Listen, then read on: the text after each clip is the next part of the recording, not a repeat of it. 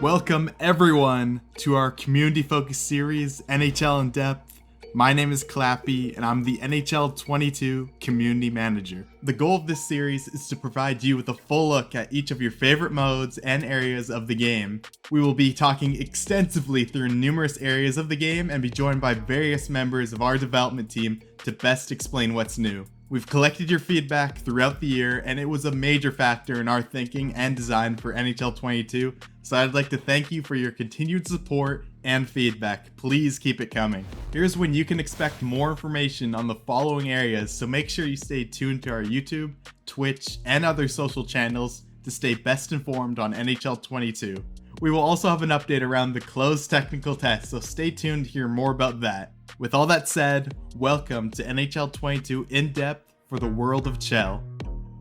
I'm now joined by Ariel, who is our World of Chel associate producer. Hello, Clappy. Yes, I'm the World of Chel associate producer, and I have been for the last 8 years. Thanks for taking the time to sit down and do this. Let's start by talking about the revamped World of Chel hub, because there's a lot to unpack with this. Visually, it looks quite different. What was the inspiration for this look? Well, what World of Chel means to us is that it's our own world of hockey. It's a place where hockey is first, when people engage and love their sport. And what we wanted to do this year was to bring that feeling, that festive feeling, into an actual place, an event that happens in the World of Chel. So what we're doing this year is we brought that environment that we had in previous year and we landed in an actual place that represent all these feelings and ideas that we have for World of Chel. And we think it's a wonderful tool to immerse players. This environment will reflect on the state of the season, what's going on at the World of Chel at that given moment. And it also reflects your progression with your club, since when you are participating in ESHL club games, your environment changes to your own arena. So as you progress, as you grow as a club, as a brand, you get that environment to reflect that growth as well. Let's talk screen flow. The previous UI caused you have to do a lot of button clicking to get to your destination. Can you speak to the changes to the overall mode navigation and how now it's a lot easier? Yeah, sure. One of our pillars this year was non-linear navigation of the screens. So World of Chel is a massive mode. It's full of features, but those features require screens, right? The way we were setting that up in previous years, it was a little bit cumbersome, how you would navigate from one mode to the other, or how would you get your friends to join you. So the pillar this year was non-linear. How can we make that flow to be non-linear? So what we did is, right now, you start the game, and you can select the mode like immediately, but you can also tab away and see other flows of the mode. So let's say you're looking at your club options and you want to see your stats. You can very quickly jump to that part of the flow and see all the information that you care about. This is also supported during the dressing room. So you pick a mode, you enter the dressing room, and as you're waiting for your friends, you decide to customize or to change your loadouts or even check your rewards and opening them. And that without ever leaving the dressing room. This is a game changer for us in terms of how we really open up the whole mode, and we no longer lock it into screens that require going back and forth. Can you talk about some of the new functionality when it comes up to partying with your friends and how now you won't have to back out of the dressing room just to re-enter another one when switching modes? Sure, we're very excited about this feature. Now we support what we call the social widget. And the social widget allows you to invite all your friends without even having to choose a mode to play in. They will join your session and you can still use all the screens and flows in World of Chel. But once all your friends have joined you, you can choose a mode and the friends will come with you into the dressing room. So they no longer have to wait for you to choose a dressing room, send all the invites, join the session to be with you. You can get them to join your experience as soon as you boot up World of Chel. And it's not just that. We also added functionality So once you have your team set up in a mode and you want to change, let's say you start playing a threes eliminator game as you're waiting for the rest of your team. Then the rest of your team join in and you can migrate your whole party to a different mode. So let's say your goalie joins, now you can move to 3v3. And that's completely seamless. No one has to leave the party, no one has to back out. You press a button, you choose a mode, and everybody goes with you. That sounds like a huge improvement. And, not having to back out of the dressing room and just re-enter to play a specific mode, now just being able to navigate through one user is a huge benefit to everyone that I think we'll all appreciate. So once I'm in someone's party, do I now have the freedom to navigate to other areas while remaining in the group? For sure, the entire world of Chel is open. Even if you're in a dressing room in someone else's party, you can access your customization, you can change your loadouts, check your rewards, or check your stats. We no longer limit what you can do in World of Chel once you are in a dressing room. Let's move to the main edition this year, and the thing I'm most excited to talk about. Our fans have been asking for an increased level of customization when it comes to their skater and just more overall freedom with their attributes and how they play on the ice. I'm happy to report that your voice has been heard loud and clear and was the main inspiration for this feature coming to life. Now Ariel, can you give the fans a full run through of the revamped loadout system? Let me start with a shout out to James Capaduca, who is our lead game designer for World of Chel. He's a huge advocate for giving players the freedom to be creative. So he came up with the system that will allow them to really express themselves on the ice. All the classes that our players love are coming back, but this time they have an edge, and that edge is the X Factor Zone abilities. The new X Factor Zone abilities will have a huge impact on how the class plays on the ice. And as players level up, they will have up to 5 different abilities to choose from. And we're talking about abilities that really drive the fantasy of the class they are playing. For example, the sniper can have 1T and be exceptional in power and accuracy when doing one-timers. That completely changes the way you strategize on the ice and what you bring to the club and the team you're playing with. So you're going to have to experiment with each class to get a feel of how each X Factor will affect your play on the ice. That's exactly what we want. We want our players to try other classes and try their zone abilities to see if they fall in love with them. Because now that playmaker can be further customized to the player liking. So this really opens up the options they have. It's no longer just 12 classes. It's 12 classes that have like really impactful decisions inside that can really change the way they play on the ice. So tell us a bit about the superstar abilities and what those are bringing to the table. Superstar abilities are also very impactful on the ice, but a little less so than zone abilities. The cool thing about superstar abilities is that they are not limited by class. We have lots of superstar abilities for our players to choose. What's cool about superstar abilities is that they definitely bring an edge on the ice, but they can be used by all classes. So they are not limited by your class. So let's say you want a defensive defenseman, but you want to have a shooting edge. You can use superstar abilities to achieve that. This completely opens up the customization for the classes because now you can really tune what you want your character to do on the ice and to excel in. Superstar abilities are unlocked by leveling up, but in order to equip them, you have to use the attribute customization system and meet a rating criteria.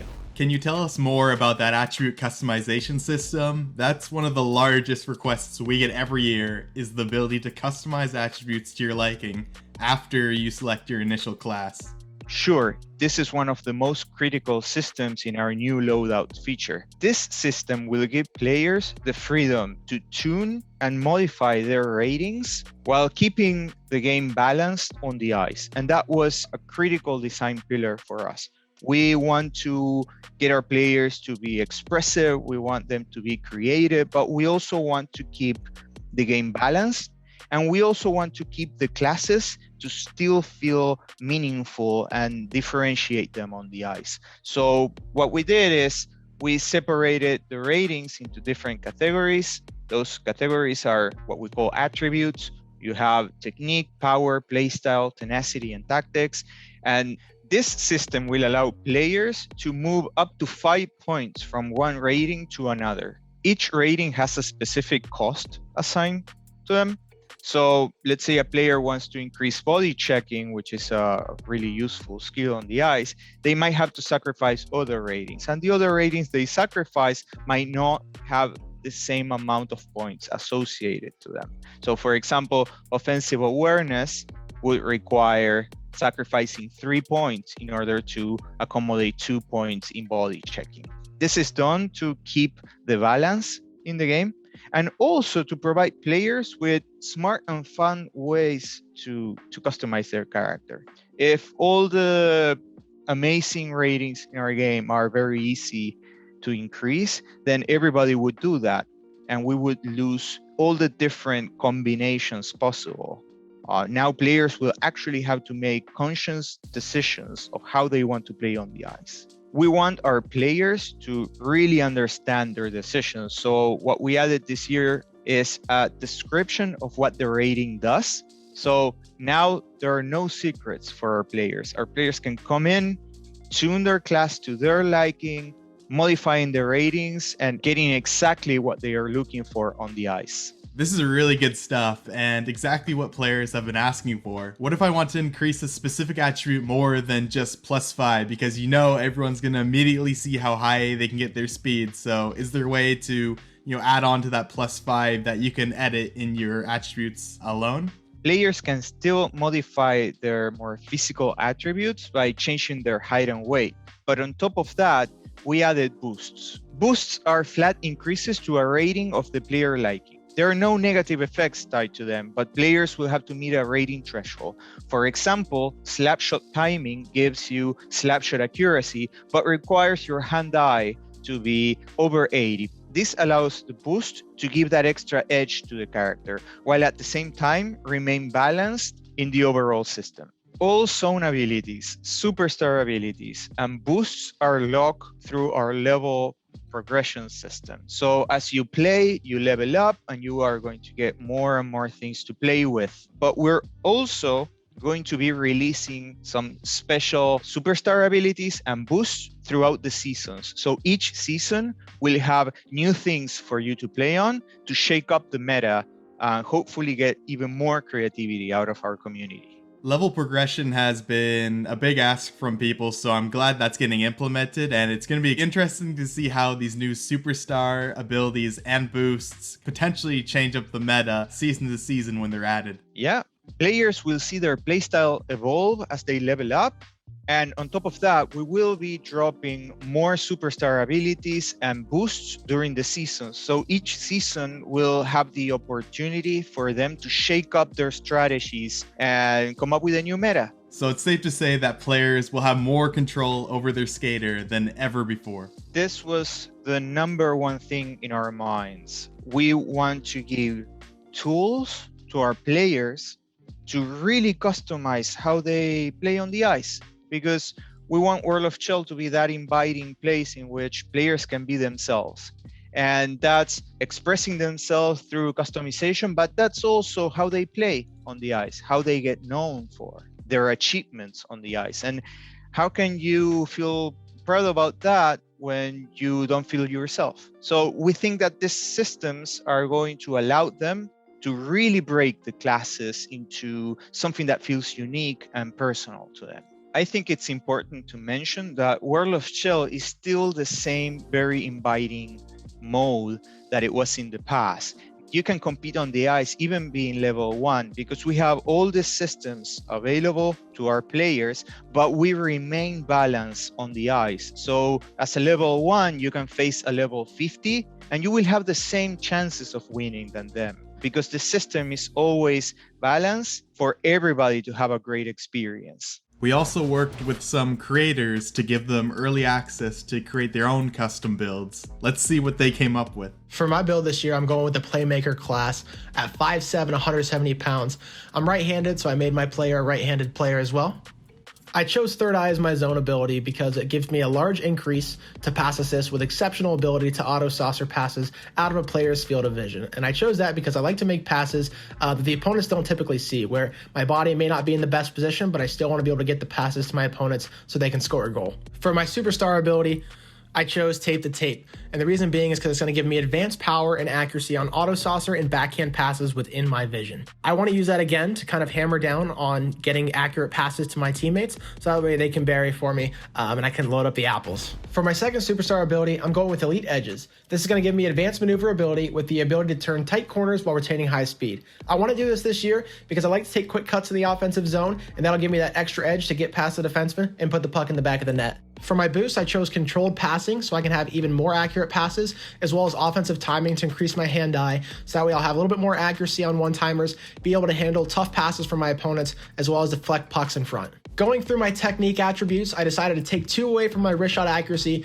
because I still want to keep it, high, but not too high, so I kept it at 80. My slap shot accuracy, I dropped to 77, so I took away 5 points there, and I increased my speed by 5, and as well as my balance by 2, and I also took away 5 agility. Again, the reasoning behind that is because I am playing as a smaller build. An 83 agility player for me is still going to work for my likings. For my power attributes, I decided to take 5 off of my wrist shot power and 5 off my slap shot power to then increase my acceleration by 5 and my puck control by 4.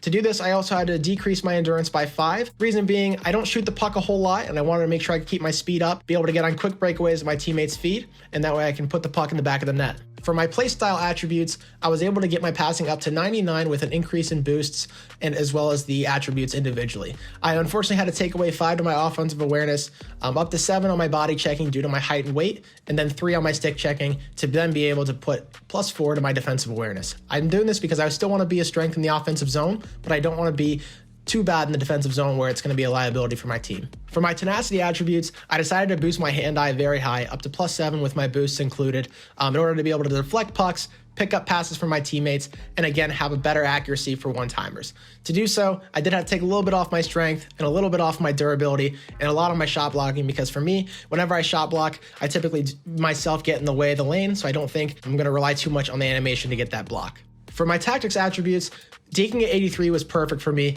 I decided to boost my faceoffs up +5 to 90 to make sure that I have the highest faceoff rating against my opponents. To do so, I had to move my discipline down to 79 and my fighting skill down 7, which to me, I don't fight, so that's okay. I was willing to reduce those points, that way I could put it more so on my faceoffs. This is the build I'm going to be rocking with in NHL 22. Try it out, let me know what you think, and have fun on the ice this year. In NHL 22, my goalie build is all about speed and reaction time. I build my goalie to take up as much of the net that I can, as well as being as athletic as possible so I can keep up with the play and get myself in the right positions needed to make saves. I start off with the hybrid class. Hybrid goalies get a boost to their overall athleticism. Speed, agility, vision, and shot recovery are all attributes I value as a human goalie in the SHL. I set my height to 6'5". I want my goalie to take up as much net as possible so opposing skaters have trouble seeing open holes, and it gives my goalie some extra reach on shots to my extremities. While this penalizes my 5-hole attribute, I'd much rather rely on my reaction time with the manual butterfly to drop down than the game using an auto animation and speeding that up for me. Being tall also increases your vision. This lets my goalie see around screens and react better to deflections, which are constant in games of 6v6. Next, I set my weight to 190 pounds. This is the lightest I can possibly go without penalizing my speed and agility attributes. Again, I want my build to be as fast as possible, so the lighter the better. I don't bother going to 180 pounds this year, as my rebound control is penalized the lighter I get. Sticking at 190 pounds is the most efficient weight for all of my attributes. New to NHL 22 are the zone and superstar abilities. Just like skaters, us goalies get to choose from a variety of X factors to help improve our games under certain conditions. Hybrid zone abilities will be different than stand-up and butterfly. And while I personally like the stand-up and butterfly zone abilities a bit better, I understand the need for balance with the hybrid build. I choose to use the butterfly effect zone ability to increase my recovery and ability to make saves while moving with or against momentum in the butterfly position. When opponents take the puck behind the net, I do my best to drop to butterfly and get near the post without actually using hug post. This gives me finer control over my movements around the post, So when a pass goes out front or someone attempts a quick wraparound on me, my X Factor boosts my ability to make saves while sliding over to stop a play. For my superstar abilities, I'll be using Tip Jar and No Timer. I hate getting scored on by deflections, so I use Tip Jar in combination with my 93 overall vision to give myself the best possible chance to save deflections coming from the point. The No Timer superstar ability increases my save ability and reaction time when facing one-timers. One-timers are a popular choice for the top teams in ESHL, and I want to use my goalie's speed combined with the No Timer ability to give me all the help I can get when a team pulls off a clean play. For my boosts and attribute adjustments, I add the Agility V1 and Speed V2 boost to my goalie. For my low attributes, I subtract from my 5-hole and add 1 point to both glove low and stick low to bring them up to 90. As I stated earlier, I prefer to rely on manual butterflying when I need to, so I set my 5-hole down to 81. And this allows for improved low save animations on my glove and stick side, which I don't have as much control over. For my hands, I subtract from passing and bring it down to 84. A goalie's passing is pretty moot in ESHL. I focus on stopping the puck, not creating offense, so I add 1 point to glove and stick high to bring them up to 90. For quickness, I lower my poke check down to 85. It's something I rarely use when I play, so I add 1 to speed and 2 to agility. Speed determines your speed moving inside or outside the crease. I want to be able to put my goalie exactly where I need to, as quick as I can. Agility determines my quickness in making saves, the most important aspect of playing goalie, as well as my acceleration moving around the crease. These are the 2 attributes I value the most when playing goalie. For positioning, I subtract points for rebound control and breakaway and add them into vision, bringing vision up to 93 and recover up to 94. Vision limits the screen effect on my goalie, which is a constant in games of 6s. Recover determines how quickly you can be ready to make the next save, which is something I find very important for saving rebounds and chaining together multiple saves in a row. This is what I use and what gives me confidence and allows me to be at my best, but it will be different for everyone. Please experiment with all the fun new abilities and custom builds an NHL 22 has to offer and find what works for you. Let's build a forechecking winger. We're going to start with a grinder build, 6'2", 185. We sacrifice 1 speed to go from 5'10 all the way up to 6'2", extra reach with our stick. I think that's a good trade-off. With our zone ability, we're going to use no contest, which should help us pick up loose pucks. For our superstar, we're going to use Yoink and Magnetic. Yoink should help us if we don't get the loose puck, stick lift someone quickly in the corner, and then get out of there as fast as we can. Magnetic should help us if we use our speed to get a breakaway and our teammate hits us with a pass. We don't want to be dropping those. Our main offensive strength is really just our athleticism. So we want to focus on making sure we can use that to the best of our ability, and that superstar ability can help us do that. For our boost, we're using durable skating and steady strides, which help with speed and excel, as you might imagine. Our athleticism is what we're focusing on. For our attributes, technique, we are sacrificing wrist shot and slap shot accuracy fully, -5, to get +5 speed, +3 balance, and then we also have to sacrifice 3 agility along the way. The balance is important because it lets us get the steady strides active, which helps us get the extra +2 to acceleration. For power, we're going to sacrifice both shots fully, -5 each, to get +5 acceleration. We're not touching the other 2 attributes because both are important, and sacrificing one for the other doesn't feel right. For play style, we are sacrificing our awareness mostly, -3 to offensive awareness, -5 to defensive, to get +1 passing, +5 body checking, +2 stick checking.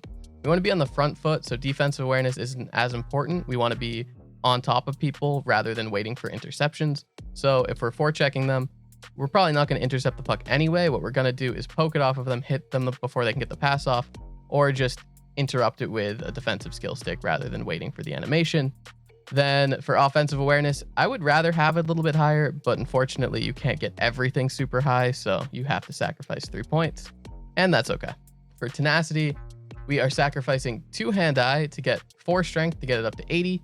We're getting 1 durability, which helps us get the durable skating boost to get +2 speed, which is obviously awesome. And then shot blocking -5, because I think out of these attributes, because durability you need for a boost, this is the least important. Then for tactics, +5 to deking. Everything else, unless you're a center, doesn't matter too much. So sacrifice all that, get your +5 deking. And for me, I have -4 face-offs, -3 discipline, -5 fighting skill, because you have to use the point somewhere, so face-offs and discipline get a little bit of love. And that's it. Thanks for that, guys. It'll be exciting to see what kind of builds everyone comes up with once they get their hands on the game. Shifting back to our conversation, we've talked about the revamped UI and the party system making playing with your friends and just overall mode navigation a whole lot easier. We went over the new reimagined loadouts and the increased customization players now have for their skater. What other changes have you made across the mode? Sure, Clappy. We are adjusting a few things and adding a few small features that I think are going to increase the quality of life of our players. We heard feedback over the season finals being too long, so we are shortening that window. We also changed the color of the ice since we received feedback that for some players it was kind of hard to see the puck on the ice. We are adding a new matchmaking setting for clubs to control the team size difference. Clubs will now be able to match the exact amount of players they have on their lobby at the time, or up to a 4 players difference. This is important because we want to give our clubs the freedom to control the type of game they might get once they go into matchmaking. And for all the players that participate in private leagues, we added a small quality of life feature, which is the possibility of restricting the skipping of the cutscenes. And this is great for streaming games, right? Our players are very excited as they are playing the game and they want to skip the replays, but that makes for a poor experience when watching the game. So we added the possibility of controlling it.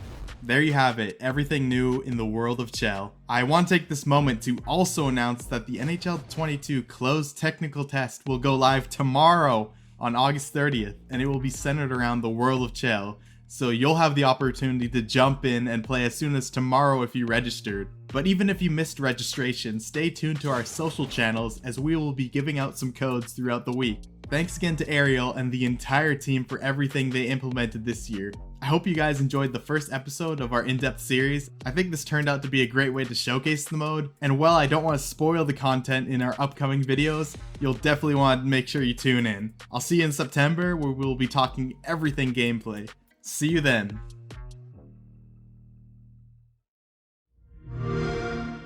Play it on the all-new Xbox.